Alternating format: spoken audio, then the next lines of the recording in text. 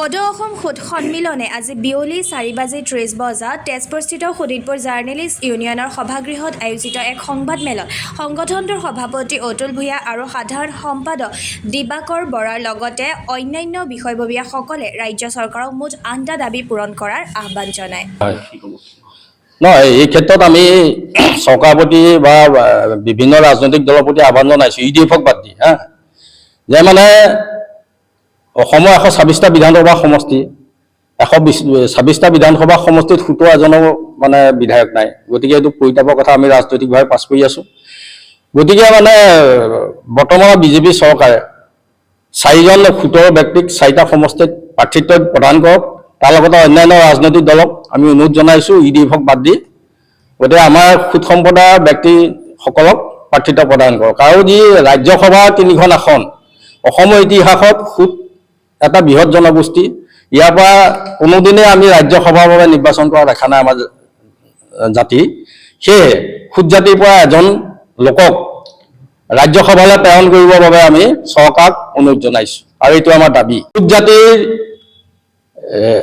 সন্তানসকলৰ বাবে যিহেতু আমি ৰাজনৈতিকভাৱে অৰ্থনৈতিকভাৱে বিভিন্ন দিশত আমি পাছ পৰি আছোঁ, অসমৰ যিবিলাক উচ্চ শিক্ষানুষ্ঠান ইঞ্জিনিয়াৰিং কলেজ, মেডিকেল কলেজ এইবিলাকত আমাৰ সুতৰ বাবে 3% আসন সংৰক্ষণ কৰিব লাগে। আৰু APSC প্ৰত্যেকটো APSC পৰীক্ষাৰ এগেইনষ্টত আমাৰ 5জনকৈ সংৰক্ষণ কৰিব লাগে সুদ জাতিৰ বাবে 5টা চিট। এইটো আমি চৰকাৰৰ প্ৰতি অনুৰোধ জনাইছোঁ। আৰু উন্নয়ন পৰিষদখন আমি সুদ জাতি আৰ্থিকভাৱে অতি পাছপৰা, আমাৰ বহুত পিছপৰা অঞ্চলতো আমাৰ মানুহৰ বসবাস কৰি আছে। গতিকে আমাৰ সুদ জাতিৰ লোকসকলৰ কল্যাণাৰ্থে মাননীয় অসম চৰকাৰে সুদ উন্নয়ন পৰিষদলৈ 100 কোটি টকা আগবঢ়াব লাগে, এইটো আমি দাবী জনাইছোঁ। শাসন প্ৰদান কৰিবলৈ আমি চৰকাৰক অনুৰোধ জনাইছোঁ। ইয়াৰ পাছতে বটদ্ৰৱা থানত মহাপুৰুষ শ্ৰী শ্ৰী শংকৰদেৱ গুৰুজনাই যি নৈমিষা ক্ষেত্ৰ প্ৰতিষ্ঠা কৰিছে, বৰ্তমানো সেই নৈমিষা ভাগ বৰদোৱা স্থানত আছে।